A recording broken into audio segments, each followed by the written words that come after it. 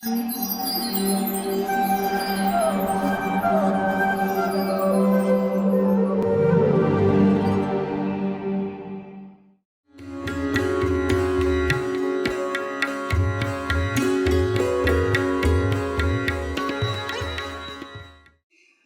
Krishna.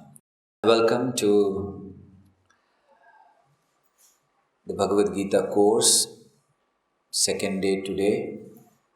And yesterday we discussed in brief about what were the topics we discussed. Let's ask all of you. What were the topics we discussed? Any of you? What was the discussion yesterday? What did we begin with? Difference between animals and... Okay, we discussed difference between animals and humans. Very nice. Fake gurus. Very nice. Sorry? Real problems of life. Very nice. Purpose of Bhagavad Gita. And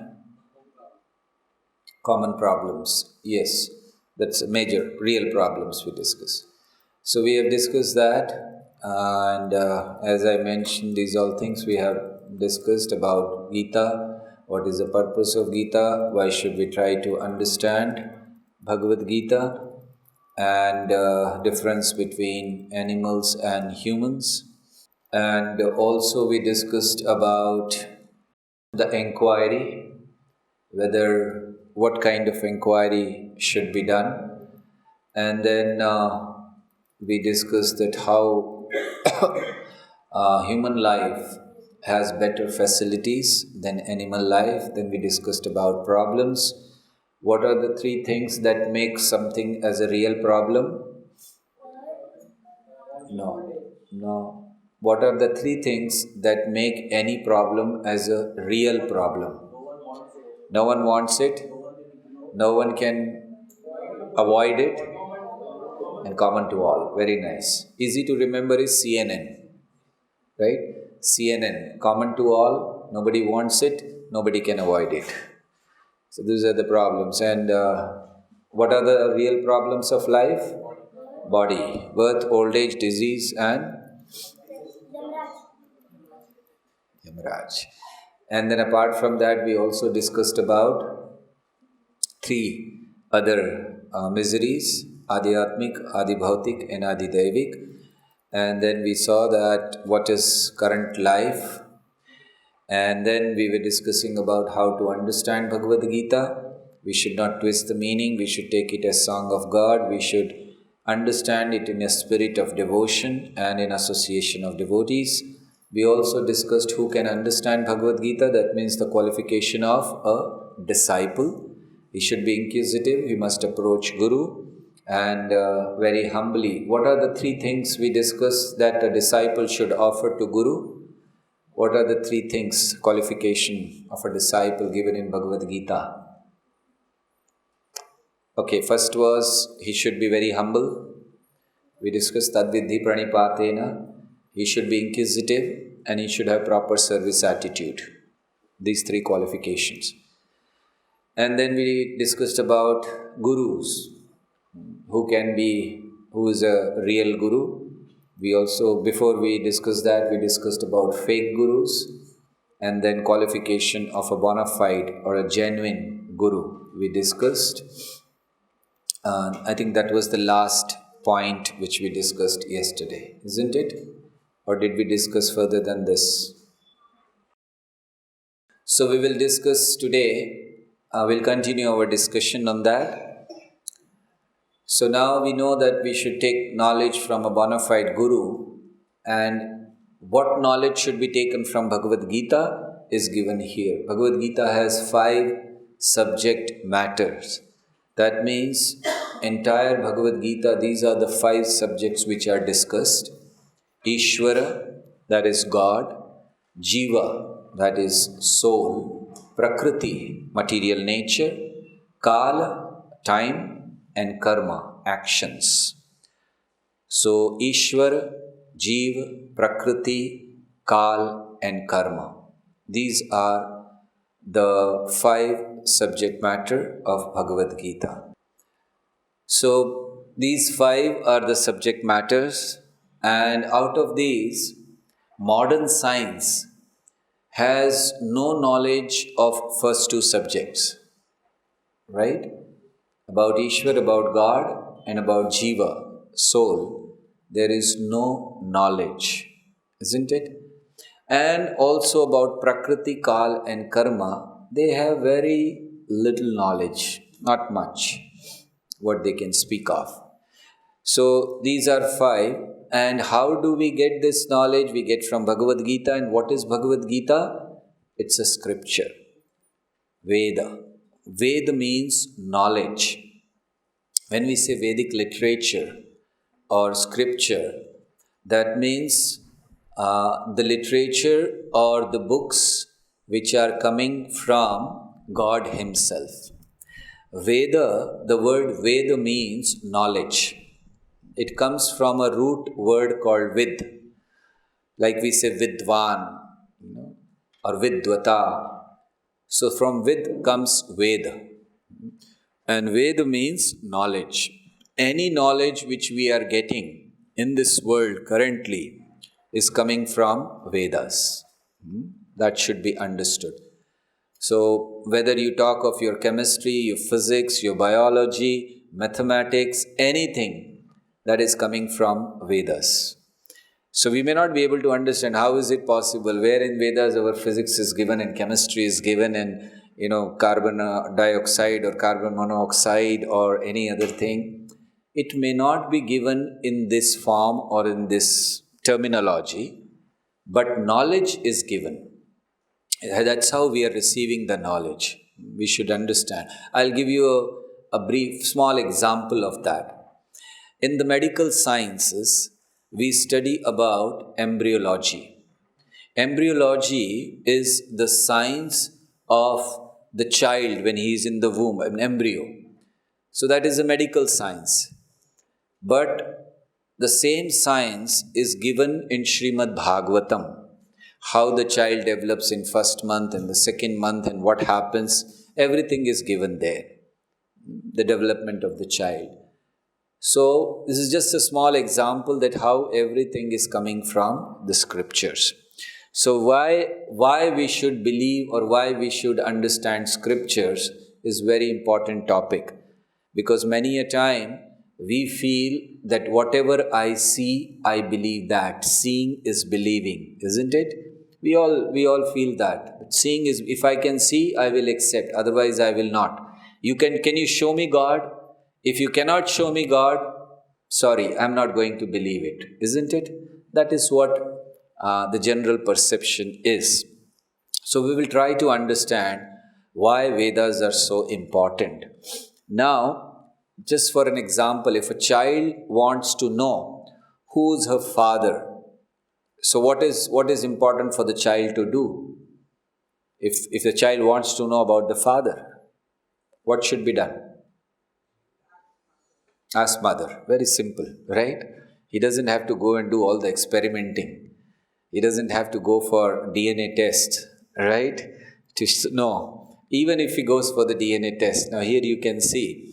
Suppose somebody says, forget, we are going to check. We are going to do DNA test. So if you read here, in general, to find out who's your father by your experiments, by checking the genes, it will take minimum 800 years for you to come to the conclusion of knowing who's your father. So if you can, it is nice. After 800 years, you will know who's your father. If you are alive after 800 years, or if your father is alive after 800 years, right? So which is not practical. So the best way is we just ask the mother. Simple way. Just ask your mother and know who your father is. This is called deductive knowledge. Or it is avaroha pantha, coming down from top to bottom. Deductive knowledge. It's a very simple thing. So Vedas are compared to our mother. Mother, what is her duty? As we just discussed, she points to the Father. So Vedas, they point to our Supreme Father, God. So Vedas are like our mother who informs us who is our father. Supreme Father, that is God. So the Vedic process of learning includes three things: professors, authorized college, and authorized books. So professors means acharyas, or the guru, or the teacher who teaches. And authorized college means parampara. Now, what is this parampara? Briefly, I will tell you. Parampara means when the knowledge is given by Lord Himself to one of His pure devotees, and then that pure devotee passes on to his disciple, and then further on, that disciple passes on to his disciple. So, from disciple to disciple to disciple, it's called disciplic succession. Like, for example, Lord Krishna gave knowledge to Brahma. Then Brahmaji gave knowledge to Narad. Narad gave knowledge to Vyasadeva. Like that. So this is called, we will discuss further. So that's called parampara. And then authorized books means Vedic literature. So as we go in the college, we need these three things. We need professor, we need college, and we need books. So we already have it here in the form of the Vedic literature. Now, when we want to understand the super intelligence of God, which we are talking, we are saying Vedas, why we need Vedas. So many times people ask, show me, I need proof. You're saying God is there, how can I understand? So why we are taking Vedic literature as one of the reason is because it is one of the proofs. There are three major proofs by which we can prove anything. One is called pratyaksha, is direct. Pratyaksha praman, directly seeing, direct evidence. Like people say, seeing is believing. This is one kind of evidence, direct evidence. This direct evidence is not correct all the time. It is correct sometime, like I'm seeing all of you sitting here. Is it correct or wrong? It's correct, isn't it? You all are seeing that I'm sitting here. Is it correct or wrong? It's correct. How many souls you can see in this room? Or how many souls are there in this room at this time? Anyone can tell me? How many souls in this room? Okay, maybe about number of bodies here, sitting here. But have you heard about microbes? Microorganisms? How many microbes are here? They are also living entities, isn't it? Can we see them? But then we should say that only if we see, we believe, right? But they are there, we know, but we are not able to see them. So every time, what I was mentioning is every time seeing is not possible to believe. It is not correct all the time. And it may be correct for a certain material thing. But for spiritual thing which is beyond our material senses, these kind of evidences are not proper. Why they are not proper? Because when we take pratyaksha, direct evidence, we take with our senses. And our senses are not perfect. As humans or as conditioned souls, we have 4 defects in us. All of us have these 4 defects. What are the 4 defects? The first one is our senses are imperfect. Second is we are always illusioned. Third is a tendency to commit mistakes. And fourth is a cheating propensity. Now let's discuss these 4. First is imperfect senses. Our eyes are blind beyond a certain range. Those of you who are studying science know this. Our ears are deaf after a certain range. So we can only, Prabhupada used to give this example that if in this room everything becomes dark, we cannot even see our hand, isn't it? So what is the power of our eyes when you cannot even see your hand? So we have limitations. Right? If there is light, then only we can see. If there is no light, we cannot see. This is called imperfect senses. Or we are not complete.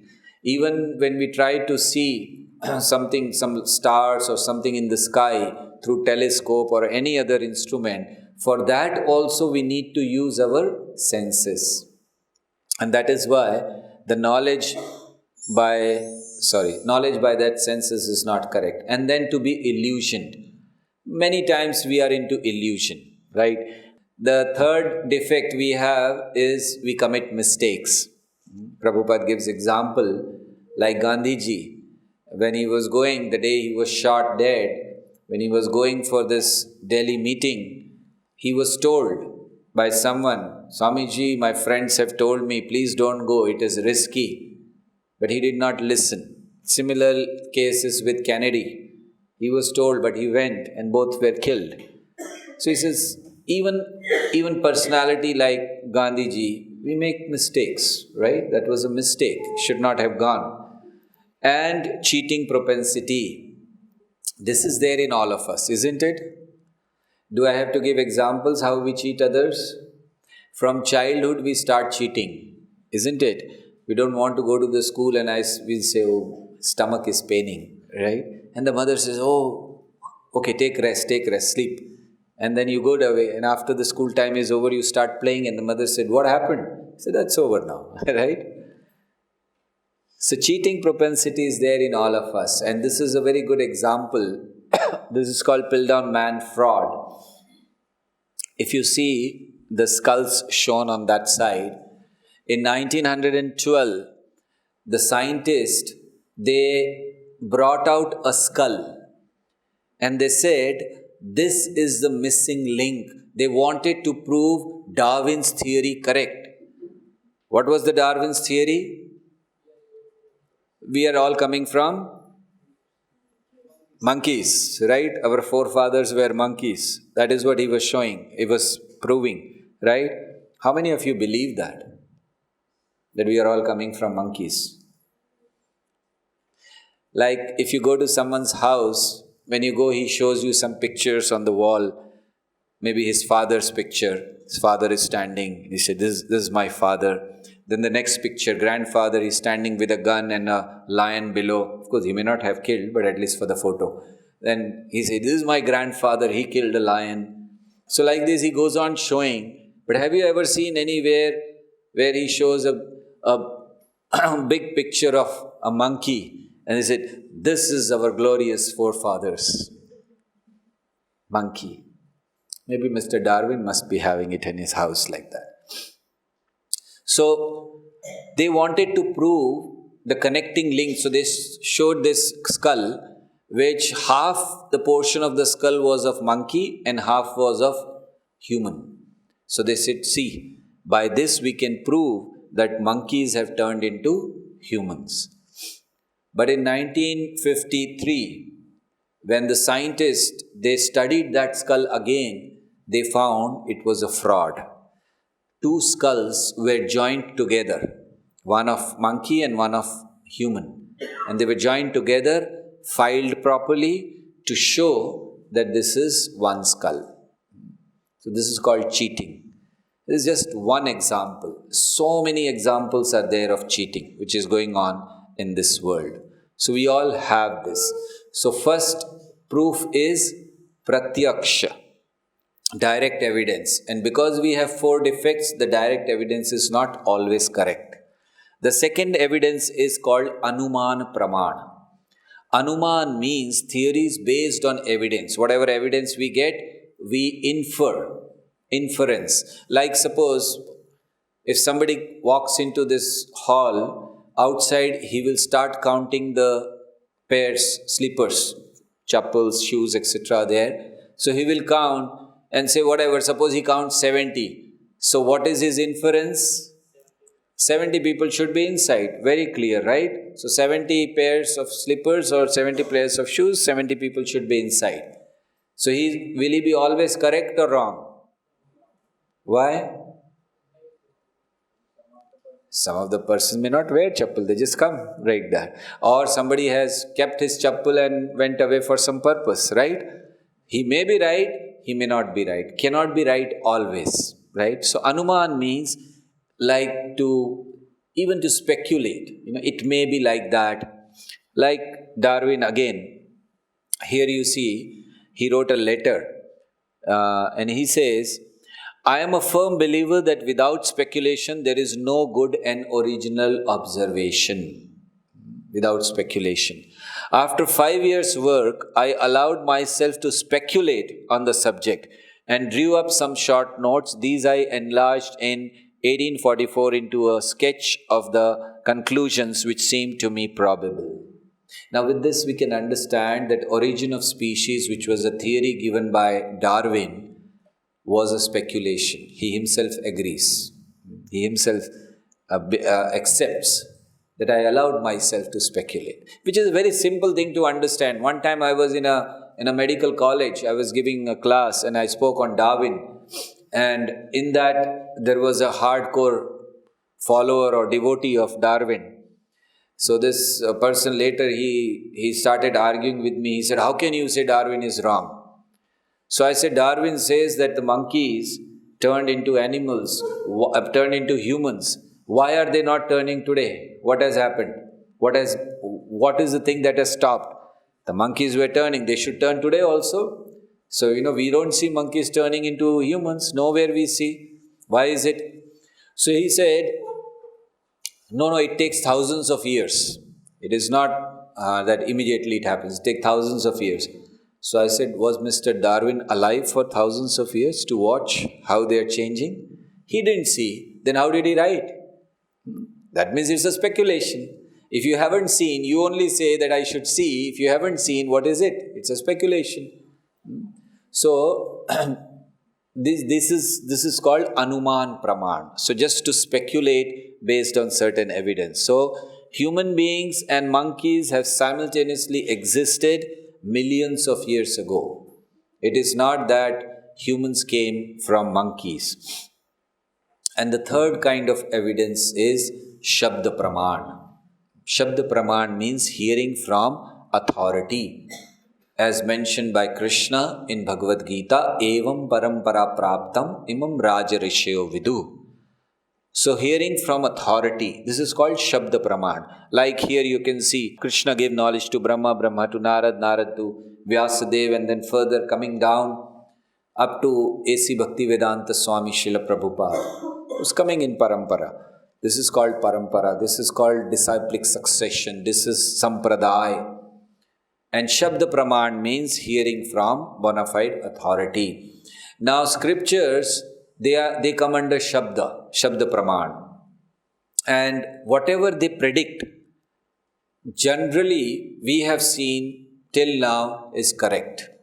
Like for example, earth is round, Bhugol, has been given in our Shastras many years ago. But it took someone to go around the earth and find out and declare to the world that earth is round. It is already given in our scriptures. Bhugol. Bhu means earth. Gol means round. Isn't it? It is already given. So why we have to break our head and find out? There are some astonishing predictions given and they have all come true. Like birth of Lord Buddha, Chanakya Pandit. These are all mentioned in the scriptures and they have all come true. When the scriptures were written, Lord Buddha had not appeared. So it is said there that he will appear. And he did appear. And now there is a prediction that at the end of Kali Yuga, Kalki also will appear. And he will appear. So this is how the predictions have come true. So we should understand that the only source for understanding the Supreme Personality of Godhead is Vedic literature.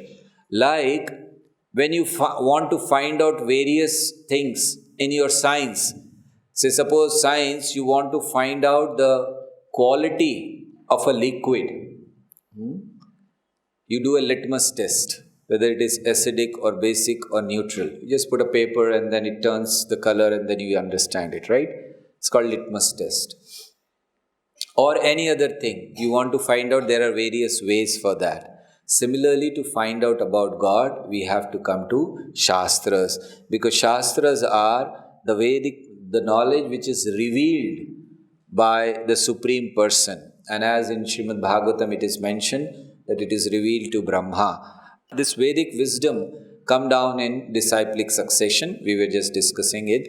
So Srimad Bhagavatam predicts about this Kali Yuga, this age where we are in. And what are the predictions of Srimad Bhagavatam? Manda sumanda matayoh manda bhagya hi upadritaha. That people in this age of Kali will be lazy, misguided, unlucky, and above all, disturbed. So seeing all these things, Vyasadeva wrote down all the literature. This was all available. It was not that it came only 5,000 years ago. They are there from the beginning of the creation. But then Vyasadeva wrote it down 5,000 years ago. So Vedas are also called Shrutis, or knowledge received through oral receptions. So Vedas give us knowledge. What do they offer insight into? Who am I? Where have I come from? Where do I go after death? What is the purpose of my existence? Who is God? How am I related to God? All this knowledge is given in the Vedas. So Vedic knowledge is very vast, has been divided into various sections. Those of you who wish to know more about Vedas, and whatever you see here on the screen, the details of that, what are Upanishad, what are Puranas, what are Vedas. So all those things, if you wish, you can let me know after the class. I will give you a small description of that, a small booklet. It is for those who are interested to know more about Vedas. In general, Vedas are law books for life.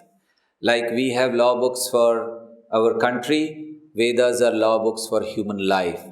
They are the word of God, and they are manual for the universe. As we buy an electronic product, we get a manual along with that. So Vedas are manuals for universe, and they are the means to understand God. This is what basic means of Vedas. And what is Bhagavad Gita? Bhagavad Gita, it is glorified as Sarva Upanishado Gavo Dogdha Gopalanandanaha Partho Vatsah Sudhir Bhokta Dugdham Gita Mritam Mahat. That this Bhagavad Gita is the essence of all the Vedic literature. Sarva Upanishado Gavo. All the Upanishad, all the Vedas are like cow, Gavo. Dogdha Gopalanandanaha. Krishna is a milkman. He is milking the cow. And what is the milk? Dogdha Gopalanandanaha Partho Vatsa Sudhir Bhokta Dugdham Gita Mritam Mahat. So that milk, that essence of all the Vedic literature is Bhagavad Gita. So this is what in brief we discussed about Bhagavad Gita. Now we will go on to discussion for day 2, where we will discuss about ourselves. Who am I? So Bhagavad Gita is a 3-step to perfection. By study of Bhagavad Gita, it is possible to understand who is God, what is the relationship between God and me. This is called Sambandha. Then process of reviving that relationship, that is called Abhideya, and attainment of love of God, which is the result called Prayojan. So when we read Bhagavad Gita, we come to know about our relationship with God. We come to know how to achieve or how to revive that relationship. And then we also come to know that when we revive, what will be the result. So this is the perfection we get after reading Bhagavad Gita. So now we'll go on for the next topic, our real identity. As I was mentioning yesterday when I mentioned that we will be discussing on this topic, so we should know our real identity. Who am I?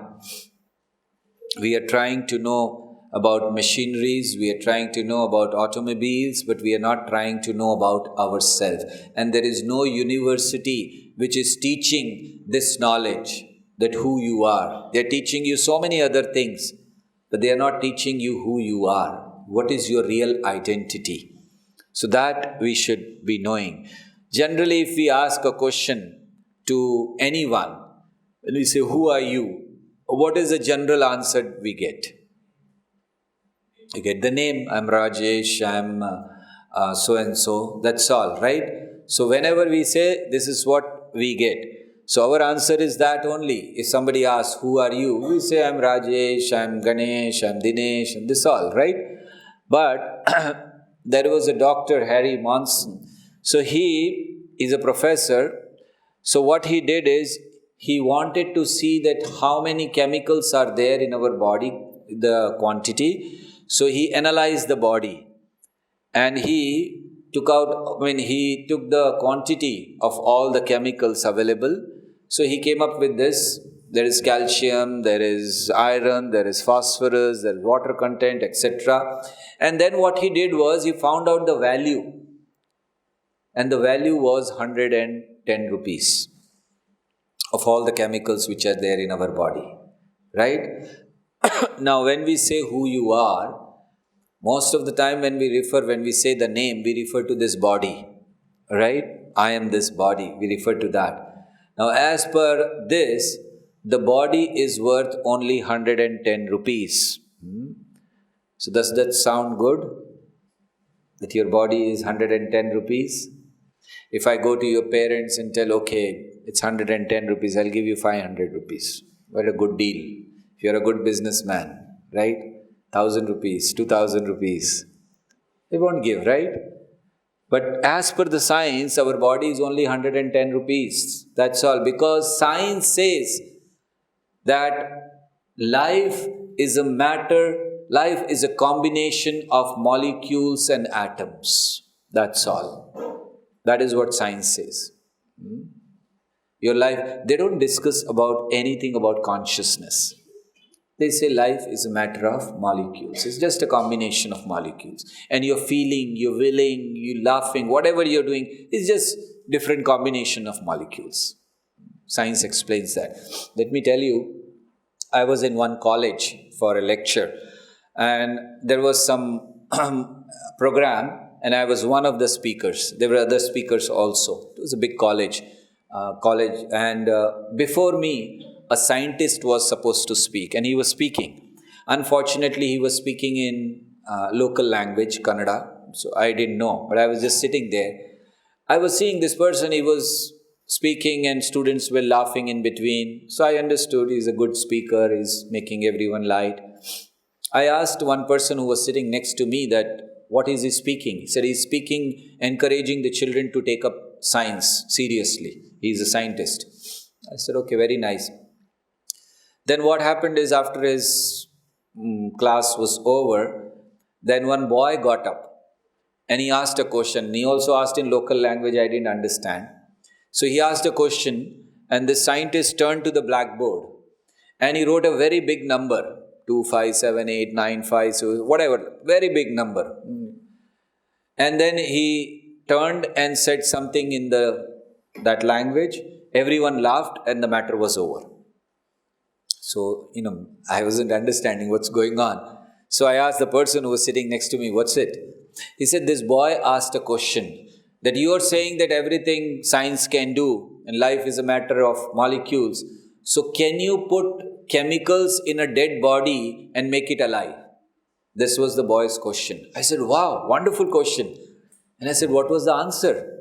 And I was also curious what scientists will give the answer. Can you make a dead body alive by just putting the chemicals? Because you say it's all a matter of chemicals. That is what is being proven here, right? 110 rupees. So I said, yes, what was the answer? I would like to know. He said the scientist turned to the board. He wrote a very big number, maybe 15-digit number. And he turned to the boy and he said, the boy's question was, can you make a dead body alive by chemicals, by putting the chemicals? So he said, he turned to the boys and he told to the boy and he said, if you can multiply this number by the same number and give me the answer immediately right now, I can put chemicals in a body and make it alive. And everyone laughed and the matter was over. But I couldn't understand. I said, what is the connection? The question was such a serious question that can you put chemicals in a dead body and make it alive? And here is the answer, something weird. So I said, see, I cannot go and talk to the scientist because I have my lecture. Can you go and talk on my behalf? And tell him, ask him, why did he give this answer? And does he really have an answer for this? So this person went to talk to the scientist. I went on to give my lecture, and then after my lecture, I was very, curious to know what happened, and I called that person. Oh, so what did the scientist say? Did you ask him? He said, yes. I said, what did he say? He said, I asked him that why did you answer in this way? He says, this is my style. Whenever I get a tough question, I just do this, right? Means he didn't have the answer. So it was a tough question for him. Can you put chemicals in a dead body and make it alive? And he just, make it in a joking way, and then he just escaped it. Because there is no answer science can give for this question. Can you make a dead body alive by putting chemicals into it? There is no answer. Because they cannot do it. If you talk about chemicals, they say that everything is a matter of chemicals. And then when the question is asked, then why you are not able to find out, why you are not able to make it alive, they say, Hum honge kamyab ek din. Right? Prabhupada used to say, it is like giving a post-dated check. Like someone comes to you and he said, sir, can you please give me 2 crore rupees. He said, yes, why not? I can give you, take it. And then you sign a check and give it 2 crore rupees. And the check is dated 20 years later. You don't have money in your account, and you will never have in your account, but you're giving a post-dated check. So similarly, scientists is saying, one day, ek hum honge kamyab, ek din we will dhoond lenge aisa. This is not proper. So, thinking about, like, when we say that we are just, if we consider ourselves just a bundle of chemicals, so then sometimes we feel happy, sometimes shocked, sometimes loving, sometimes we are fighting. So all this cannot be just, matter of combination of chemicals and molecules and atoms. So we should learn about life. What is life? Now anyone, can you define life, any of you? How do you define life?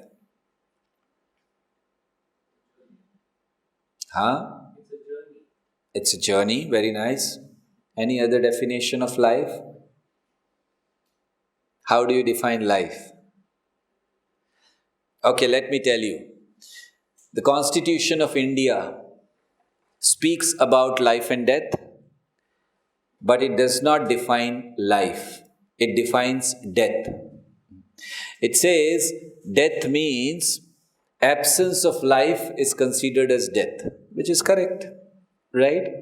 But what is life is not defined even in our Constitution of India. What is life? So what is life? We have to understand. Sorry?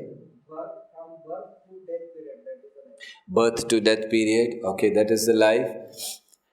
Yeah, so when we talk about death, the dead body, nobody likes it, right? Even though it may be body of your very dear one, you don't keep it for more than few hours, isn't it? You have to bury it or you have to burn it. Because the active force which was keeping the body alive, which was making it look beautiful, has gone. The same body, right? A person may be attracted to some body when, as long as the body has life in it. Nobody gets attracted to the dead body, right? So this is what? Death means absence of active force. Now let's talk about life. So if we talk about, as I was saying, chemicals, that is not possible. It is not just a combination of molecules. We have to find the source of energy of the body, right? So now we talk about transplantation, heart transplantation, right? Or all other organs transplantation. We can transplant all the organs, but can we transplant consciousness? If that was possible, then nobody will die, isn't it? So you can transplant heart, you can transplant kidney, you can transplant all the organs. But if it was possible to transplant consciousness, Okay, one person is dying or is dead. There's no consciousness in the body. Let's transplant it. And then he'll come back again to life. Isn't it? Is it possible? No. Consciousness is not. So we should understand that our real identity is beyond these chemicals. That is not our real identity. So we should find out that how the matter means these things, like this table is there, made up of matter. Is it conscious? Conscious means to have desires, to have willing, to have feelings. Matter cannot have it. So there is something else which brings consciousness. So now if you want to define life, we should define life as consciousness. Because anything which is conscious is considered as life, right? So what is the source of that consciousness now? Because if consciousness is there, it should come from somewhere. Life is consciousness. So let's see 2 points where we discuss about consciousness. In general, we say that we are bodies made up of matter. We are no more than a chemical bundle and everything is finished at the time of death. In general, people think like that, isn't it? Who has seen after death? Everything gets over once you die, right? And death is very painful. Yesterday I was telling you, death is very painful. So when you die, is there a life after death? Who has seen? Anyone has seen, any of you? You remember who were you in your last life? And then you were dying and people were telling, don't worry, chant the holy name. And then you were dead and then you were born again. People say, who has seen death? Right? So everything is finished at the time of death. And that is why people follow certain philosophy. There is a philosophy given by Charvak Muni. He says, Rinam kritva ghritam pivet yavat jivet sukham jivet bhasmi bhutasya dehasya kim punaragmano bhavet. Very nice verse for all of us. It says, Rinam kritva ghritam pivet. Beg, borrow or steal or take loan, whatever you do. Rinam means loan. Rinam kritva ghritam pivet. But eat in ghee. Why eat in ghee means? Enjoy your life. Eating in ghee means enjoy, especially nowadays, of course. Right? Very rarely people eat in ghee.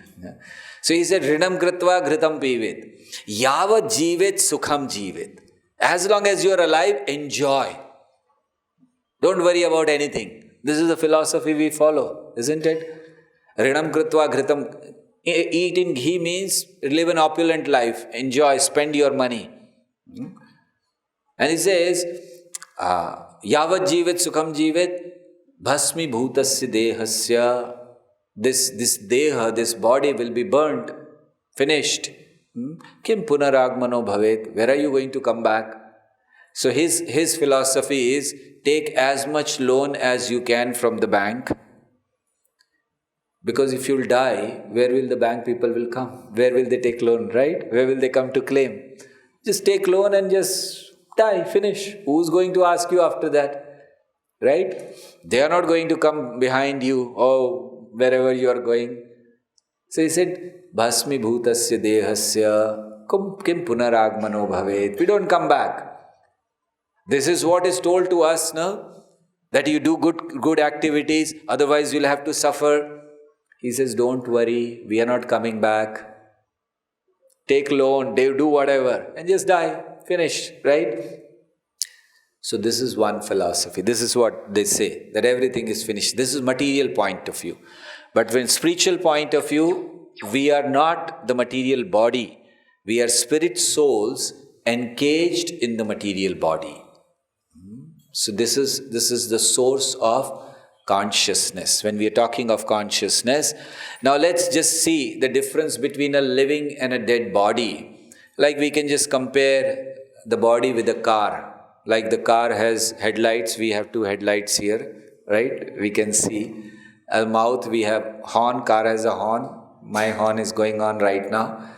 So What is the difference between a car and a person? The consciousness, right? Is a lie. So, the living body and the dead body has a difference of consciousness.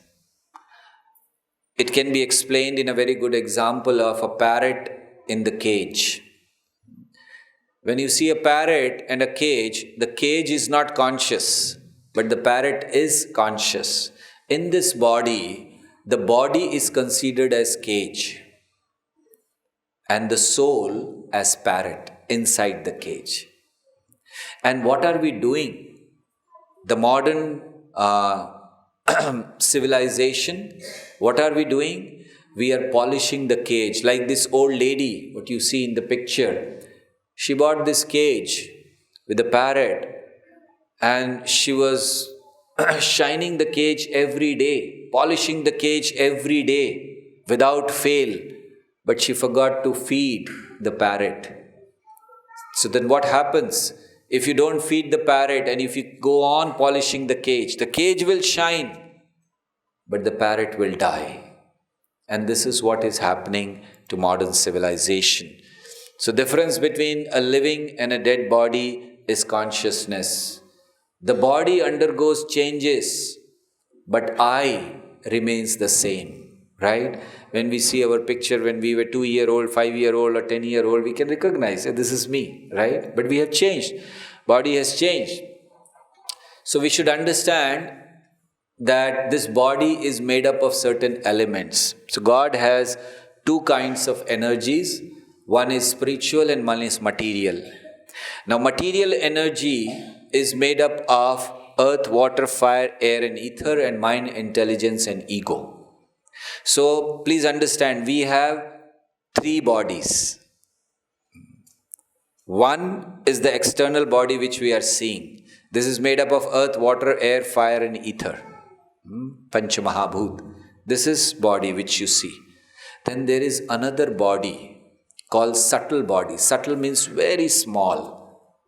And this subtle body is made up of mind, intelligence and ego. And then there is a third body, which is soul, which is made up of Sat, Chit and Ananda, which is eternal, full of knowledge and full of bliss. So these are the energies of the God. And soul is covered, like I was saying about 3 bodies. Now here you can see. This is gross body. Gross means what we are seeing. Then there is a subtle body of mind, intelligence and ego. And then there is soul inside. So like this we have 3 bodies within us. We are covered by 2 bodies. So Lord Krishna instructs in Bhagavad Gita, Dehinosmin yatha dehe kaumaram yauvanam zara tatha dehantara praptir dhirastatra namuhyati. That as the embodied soul continuously passes in this body from boyhood to youth to old age, the soul similarly passes into another body at death. So what happens at the time of death? Please try to understand. This body what we have is currently also dead. Body is always dead. It is the presence of soul that makes the body alive. I'll give you an example. This is a cloth. Is this dead or alive? All of you agree? If I put my hand inside, now of course all of you know that my hand is inside, but if you do not know and you're watching from there, so what seems? The cloth. If you do not know my hand is inside, what do you see? Do you see my hand? Yeah. You see only the cloth moving, isn't it? Of course, I told you my hand is there, so you're not able to accept it. No, I see your hand. But suppose you didn't know. So from there you see the cloth moving. But cloth is dead. It is moving because of presence of my hand. Similarly, our body, this body is like this cloth, dead, right? It cannot move on its own. But when there is a presence of soul, which is inside this body, and due to the presence of the soul, the body moves. The body looks alive.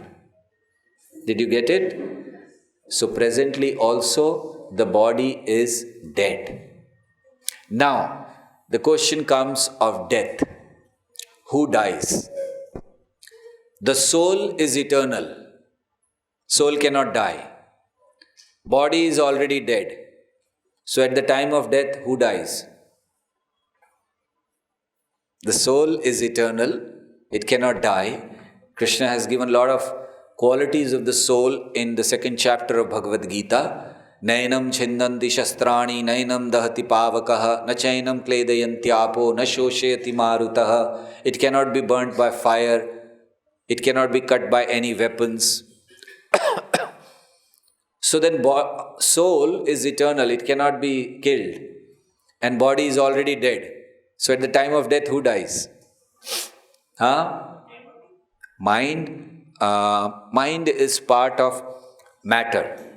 Like bhumi rapo nalo vayu kham mano buddhi revacha. So matter is inert. Matter is not alive.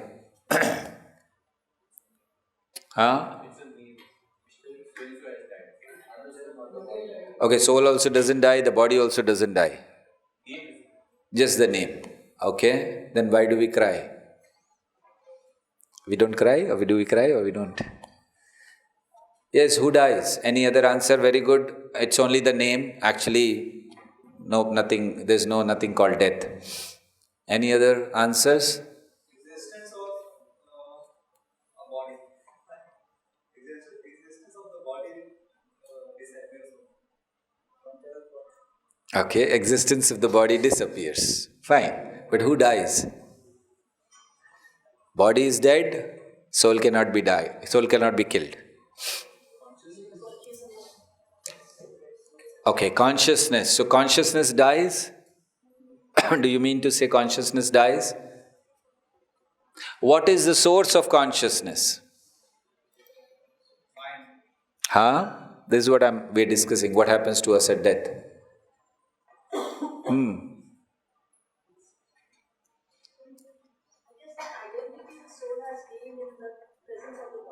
Identity of the soul?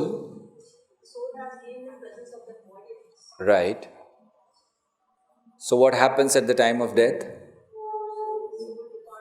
Soul departs. Yes. So if you read here, what happens to us at the time of death? The soul leaves the gross body.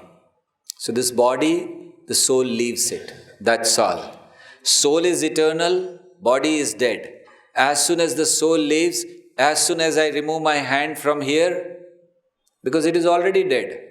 So the body is like this. As soon as the soul leaves, body is dead. So body is already dead, so it lies on the floor.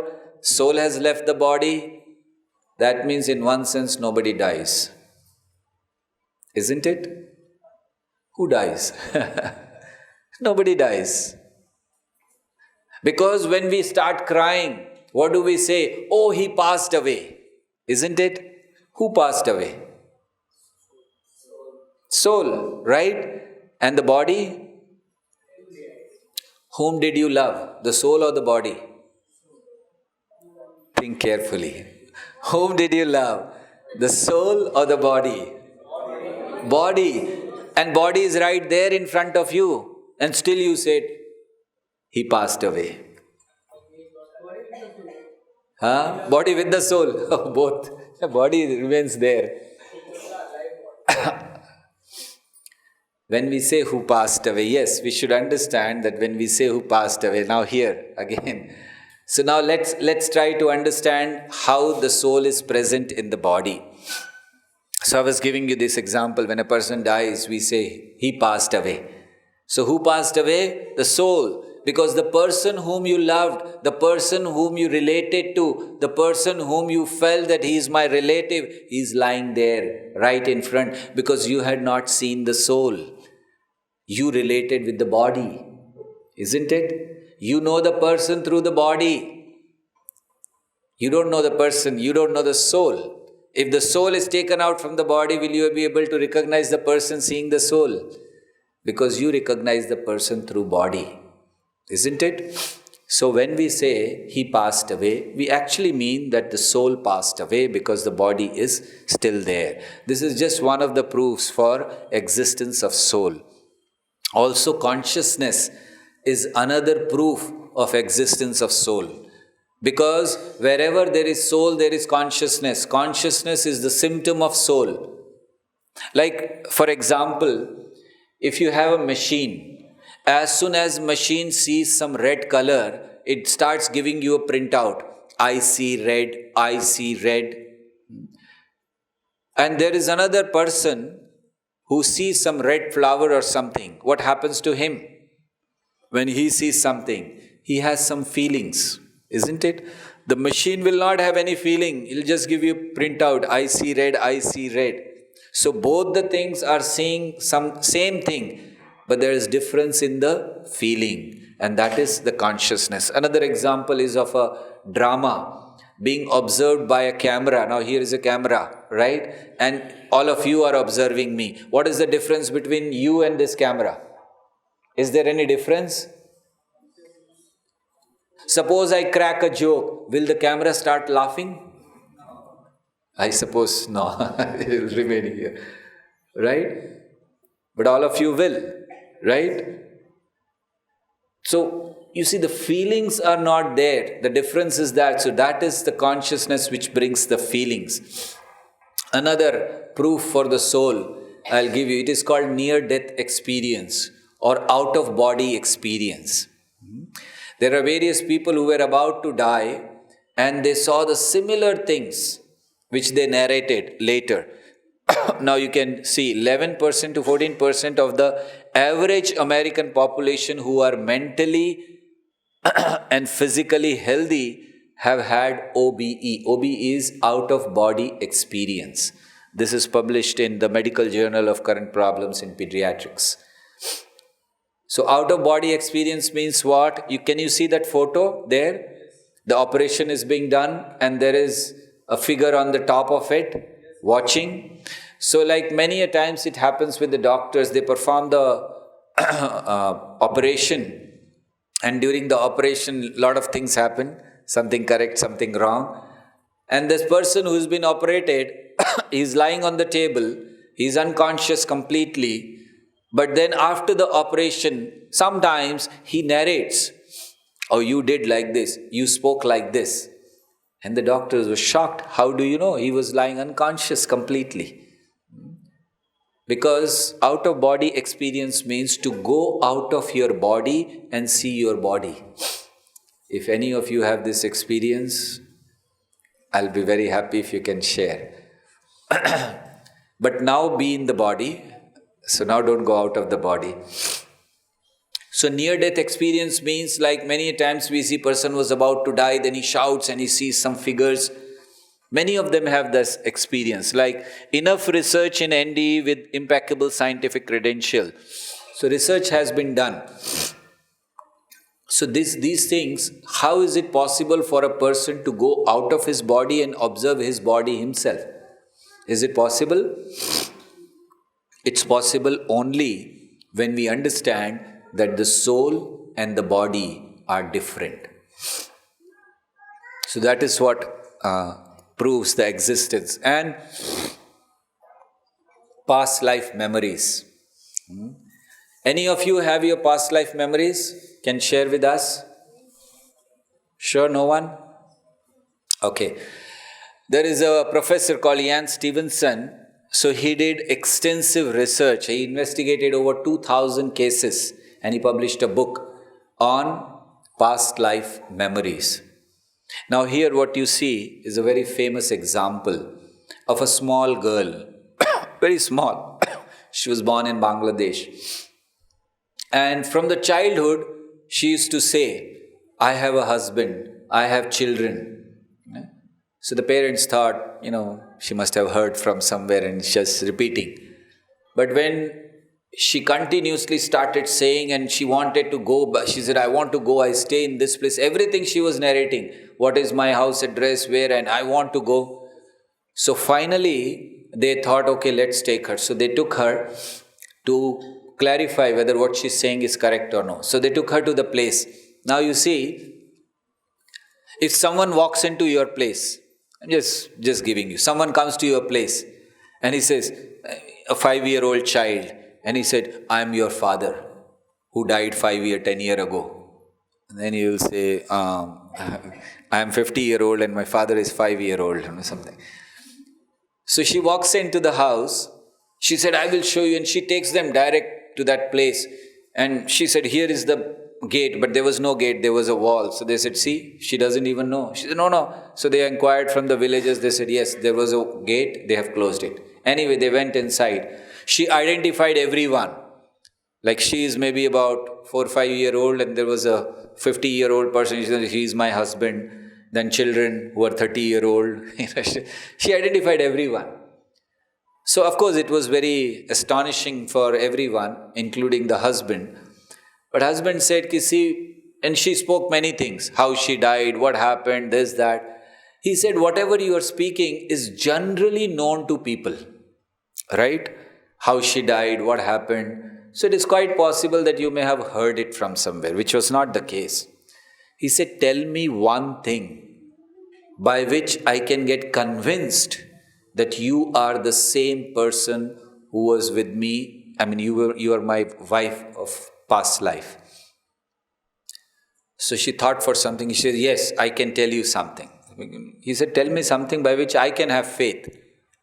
She said that inside the bedroom, I have hidden my jewelry, which you also do not know. Wives sometimes do these things, right? So she said, I have hidden jewelry. Like, this is nature of the wives. They'll keep something without telling husband. And she died and husband also didn't know, right? This thing happened when our Modi ji, he brought out this demonetization. I heard that worst affected were the wives, isn't it? Because they had, kept all the money hiding from husband, and suddenly they had only few days to change. So they had to bring everything and give it to the husband. Please change it. And he said, hey, where did you get this from? And they were all blaming to Mr. Modi what to do, So this lady, this girl, she said, I have hidden jewelry and I will show you where is it. Come. So she took them inside. She went somewhere up, in the bedroom, somewhere she had hidden, and she took that out. And the husband said, I also did not know. It's my house. I did not know. She said, see, so that was a proof. How do you know that, there was jewelry?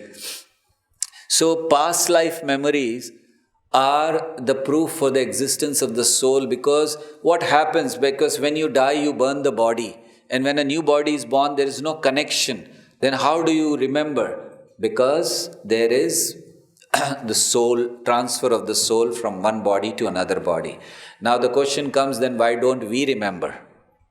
Isn't it? We all should remember. Any of you remember what was your past life? Actually, it's a mercy of God that you don't remember. If you remember, you will not be able to live. You'll go mad. Let me give you an example. Suppose in last life you were a woman and this life you are a man. How will you live? If you remember, right? Suppose last life you were crushed by a truck, and this life, as soon as you will see truck, you will start running for no reason at all. Many things are mercy of Lord, because if you don't forget, you cannot enjoy. You have forgotten that you had previous. Of course, some of them remember. Then how is it that some of them remember? Because he wants to prove that there is a connection. Just for that, he makes some of them remember. But otherwise, it is not possible for us to remember, which is mercy of God, that we don't remember. If we remember, it will be very difficult for us to live. Or if you remember your 10 births, in one birth you were this, second birth you will say, what is this going on? Who am I? So just because you can enjoy, Krishna removes that thing from your memory. So this is another proof. And the qualities of the soul are given in Bhagavad Gita. It is eternal, full of knowledge, full of bliss. It has form and personality. It changes body. The size of the soul. The size of the soul is given. It is 1/10,000th part of the tip of the hair. Right? If you take hair, I don't have it, but you all have it. So you take the hair and take the tip of the hair, not the entire hair also. The tip of the hair and divide it into 10,000 parts and take the one part, that is the size of soul. Because we cannot see it in that size, scientists deny the existence of soul. Simple thing. They don't have any instrument to see soul, and that is why they deny the existence. So soul, it changes body. We are going to discuss this also, on what basis the soul changes body on the 4th day. But soul keeps changing bodies. So please understand that this is not your only body, not that you have taken only this birth. You have taken many, many births and you have changed many bodies. Maybe in your earlier life you were a woman and now this life you are a man. Maybe earlier life you were an animal and you are a human this life. So we keep changing bodies.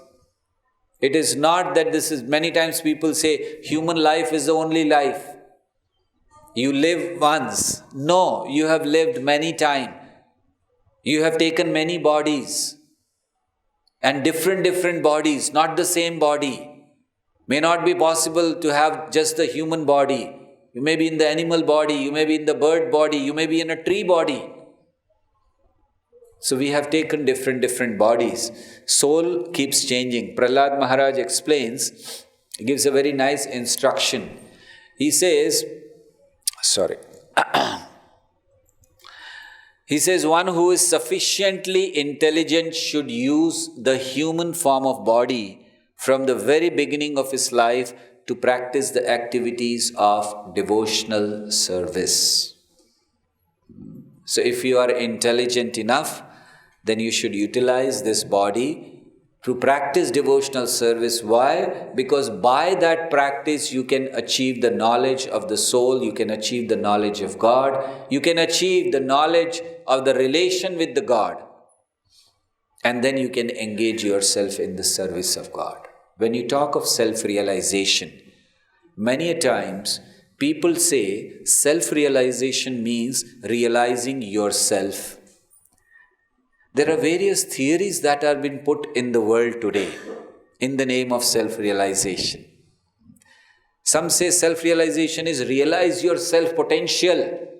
What potential you have, that is self-realization. Then there are some who speak about realizing yourself. Some speak about realizing the soul. But self-realization is not just that. As I said, various theories nowadays. Maybe later if we have time, we will discuss about those theories. I heard various theories are going on. There is a theory called law of attraction, where they take you to positivity, which is good if you can develop positivity, right? There are so many others. We are not discussing about them. So, when we say that what is self-realization, so please try to understand. Self-realization is 4 steps. Number 1, to know about soul, the knowledge of soul. That is the first step in self-realization. It is not complete. Second step in self-realization is to know God. So to know soul and to know God, but it is not still complete. The third step is to know the relation between the soul and God. That is the third step of self-realization. And mind you, it is still not complete. You know about the soul, you know about God, you know about relation between soul and God. And then the perfection of self-realization comes, which is to engage in the service of God, knowing your relationship with Him. That is the perfection of self-realization. So that is what is being explained by Prahlad Maharaj, that if you are intelligent, go for self-realization. So self-realization doesn't mean you become God. How many of you want to become God? Any of you here? I'm going to give you a secret mantra, then you can become God. No? No takers? You don't want to become God. Why? God is only one. Okay. So you said, why you don't want to become? Let me tell you. You are head of your family, and that tension itself is enough. Isn't it? You are head of your business, that tension itself is enough. You are head of your company, that tension itself is enough. And that is why you see, I can't handle my family, I can't handle my company, how will I handle the whole universe? I don't want to become God. Sorry? Yes.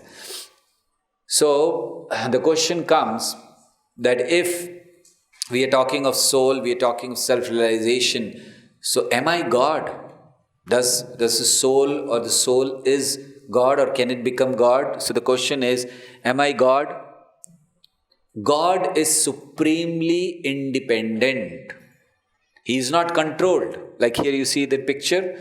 So God is supremely independent. He is never controlled by anything. Can we say like that? Any of us, are we not controlled by material nature? We are controlled by so many things, not just material nature, right? So since we are controlled, we cannot be God. We are controllers in some sense. We are tiny controllers, we can say. But God is the supreme controller, right? Like we say that we have so many things, big jet planes. I was giving you example yesterday also. Jet planes we have developed. And what is God's creation? He has so many of the planets floating in the air. It's just floating like that. We make one satellite. We've spent crores of rupees, and sometimes we try to put it in the orbit and it doesn't go and everything is wasted. Again 2 years. But God has put so many planets floating in the air. Nothing happens. The planets do not clash with each other. Or even like planes, I was giving you example of mosquitoes, right? Mosquitoes are like planes of Krishna. He has created that. They are just flying. And what do they do for fueling? I told you yesterday. Yes, they come. So we are tiny controllers. We try to control this material nature. But God is infinite. Like here some examples you can see. So the summary of this discovering yourself or science of soul is given here. We are not these bodies, but we are spirit souls. Just as a car cannot move without a driver, the body cannot function without the soul. The presence of soul can be scientifically proven and by common sense. Understanding presence of consciousness by NDE, that is near-death experience and past life memories. The gross body is made up of earth, water, fire and ether, subtle body, mind, intelligence. And a computer or a robot can never become like human. We gave you some examples of camera and other things. The soul is indestructible, individual, eternal, inconceivable in the qualities we showed you. The soul is situated in the region of the heart. Now, when we're talking of the soul, of course, later if you have any questions, we'll be happy to take.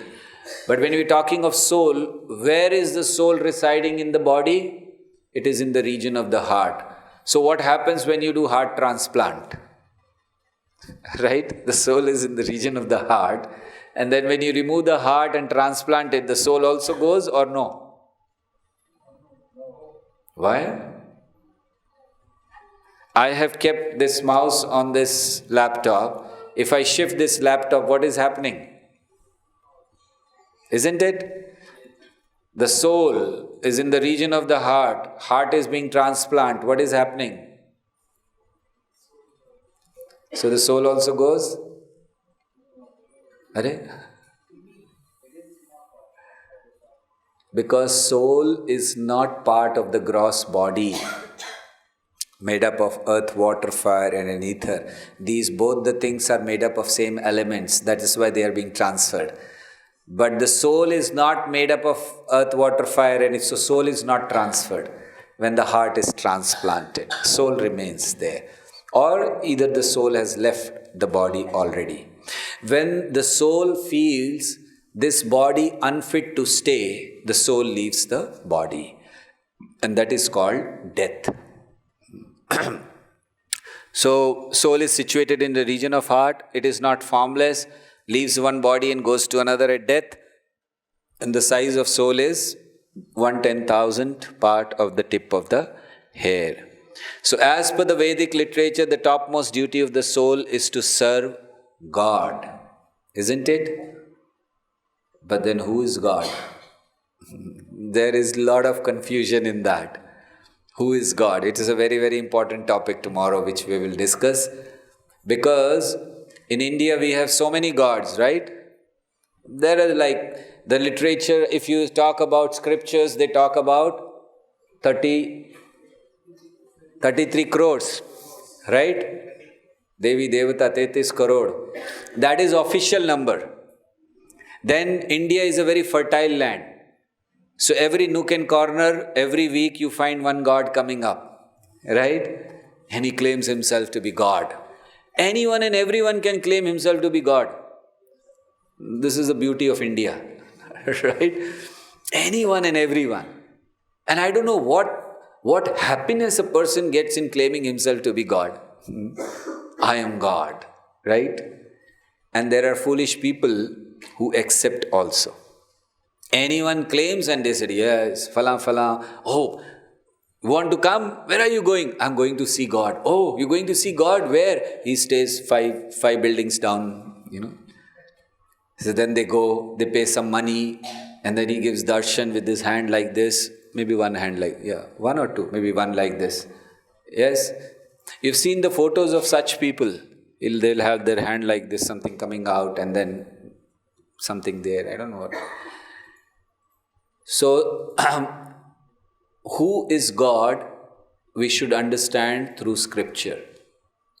There is a proper definition given of God. There is a proper description of God. Who can be God? So we will hear about it tomorrow's lecture, and we are going to discuss this topic. Who is God? Very important topic, right? Thank you very much. Hare Krishna, Krishna Krishna, Hare Hare, Hare Rama, Rama Rama, Hare Hare. Are there any questions regarding soul? Yes. Just now you said that if soul feels that this body is not sufficient for me, then that soul leaves the body. Yeah, leaves the body. And there are many criminals and many more criminals, and they are killing people and doing so on. And why soul is there? Then how can we know that soul is on that point that it feels unfit to stay? Yes. Okay. Yeah, a good point. That we said that when the soul feels that the body is unfit to stay, the soul leaves the body. But suppose somebody is killed. So how at that time soul decides that okay, now the body is unfit, I should leave the body? Isn't it? This is the question. Yes. The soul, when it travels in a vehicle of mind, intelligence and ego. The soul doesn't travel without these body.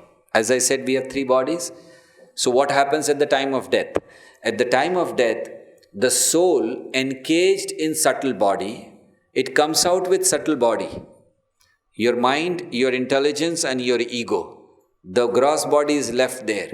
So you have, the mind, intelligence has the capacity to decide that now this body, like suppose somebody is killed. So that means the body now no longer soul can leave. Soul immediately leaves the body. So that is decided as per the laws of material nature. There are laws made, which we are going to discuss after some time. So death is, the soul leaves one body in a subtle body, mind, intelligence and ego, leaves this body and goes to another body under the instructions or under the laws of material nature. So that is the time the soul decides. That is how the soul decides, because it has mind, intelligence and ego going with it, the material mind, intelligence and ego. And when the soul sees that or feels that it is not possible now to stay, the soul leaves the body. So that is how it was decided, seeing the condition of the body at that time. There are various factors which makes the soul believe that now it is not fit for me to stay. And then the soul leaves the body. Any other question? Yes. Is it right to think about some good soul or bad soul? Okay, very nice question. Is it good to think that there are some good souls and there are some bad souls? Soul in its original form is only good. Sat, Chit and Anand. Soul is pure. Like when the water comes down with the rain, when it's raining, you take the water in your hand, water is pure, right? You take it anywhere, it's all pure. But when that water mixes with mud, then it becomes impure. Similarly, soul in its original form is always pure. But when it mixes with the modes of material nature, when it comes in this body or engages in this body, acquires different kinds of nature. So it is not told for the soul is bad. The soul, the kind of nature it has acquired due to its association with material nature, matter, that is considered good and bad. So, let me tell you, now these bulbs are there, right? What are they giving? Light. Which color light this bulb is giving? White, isn't it? Now, if I put a red color paper on this white light, what will happen? The red light will come. But is the bulb giving red light? What is it giving? White. But what are we seeing? Why is it when the bulb is giving white, we should see white? Because of the red paper. So similarly, let's compare this bulb with the soul. The soul gives this pure consciousness. When there is a covering of material modes, greed, etc., so then whatever you see from that seems to be bad. In original form, like originally, it is giving white. But when we see it in the present form, which is contaminated by modes of material nature, it seems to be good or bad. But in original form, soul is neither good nor bad. Soul is beyond this material world. Soul is always pure, completely pure. But what makes it impure is its contamination or association with this material nature, because of which we develop desires. See, how we develop these desires, like a person has a desire to kill someone, desire to steal some money, desire to cheat. How these desires are coming? By our association with material nature. And the kind of work we do, karma, that creates our nature for our next life. Now, whatever nature we have acquired from our childhood, we are carrying from past life because of our karma. Like suppose a person was very cruel in his past life, he'll carry that. And sometimes you see the children are sometimes very cruel, they hit each other, they do bad things. So you get amazed, he's such a small child, why is he doing that? He's carrying that from his past life. So we cannot say the soul is good or bad, but the activities of the soul in the conditioned stage are good or bad. Okay? Yes, Mataji. As you said that it's a mercy of Krishna that covers our past lives. But I just want to say, it's of course a mercy. But isn't it that it would be nice that we remember everything and we can get detached? How much we are suffering in so many lives and we can easily pick up Krishna consciousness. Because despite knowing that this chanting is good, we are still attracted to so many things. But if we remember all our past lives, It is said in Srimad Bhagavatam that when the child is in the womb of the mother, he remembers 100 lifetimes sinful activities, not just one. And then, even after remembering that and praying to Krishna that please take me out from here, and I promise I will never accept the womb of any other mother, but still we do the same thing. So Krishna knows that even if you remember 100 lifetimes, you are not going to do anything. So he knows better how to. So that is why to purify you, he has given scriptures, he has given guru, he has given sadhus, because he feels that that is the best way to bring the soul back to me. Just remembering the past life, soul will never come. So I think that even if that was the case, that suppose we remember, the first thing will be, we will have a very confused identity. So we will not be able to live here. Forget about performing devotional service or going back home, back to Godhead. You just think in your mind that you know of your 5 past life. Forget about 100. 5 past life. In one you were a man, another you were a woman, in another you were an elephant or whatever you were. Won't you have an identity crisis that who am I now? Because you remember that you were a woman. You remember that you were an elephant. You remember that you are a man. What will you try to? Right now we don't have that, so we are not able to understand that how can one have. But understand if someone has an identity crisis, suppose somebody forgets about himself, memory loss. Such a person is in such a disturbed stage, he doesn't understand what am I doing, why am I doing, who am I? So in that stage, Krishna knows that it will be very difficult for you to perform devotional service. That is why it is His mercy that He removes all that, gives you only 1 lifetime memory, and then 2, He gives you scriptures so that you can chant and come back. And now the question that although we are chanting and we are doing everything, still although our desires are not going, we have been carrying them for millions of lifetime. It is just 1 lifetime that we are trying to overcome all that. Be patient. Krishna will do it. Yes. Sometimes we have seen that person is suffering from some disease and all. He is also praying, his family is also praying to God and take him. That the soul is not leaving that body. Yes. Because the soul leaves the body as per the laws of material nature. When you pray to Krishna, definitely, he has the powers to do. But then, our prayers, when Krishna hears, he does what is best for the soul at that time. See, from our point of view, we feel if he dies, if he leaves right now, it will be good for him. But from Krishna's point of view, it may not be good. So even though you pray, the family pray, the person prays, but he's not allowed because Krishna wants to finish his karmas. Let him suffer for some few more days. So his karmas will be over. So that next time he will be better in next life. He will not have to suffer the same thing. So isn't it good? So it is up to Krishna because he knows best. God knows best. And that is why even after you pray, suppose if you are praying and that person is not dying, understand it's mercy of Krishna. That he is not letting him die, that means he is clearing off his karmas. He is making his future very bright by your prayers.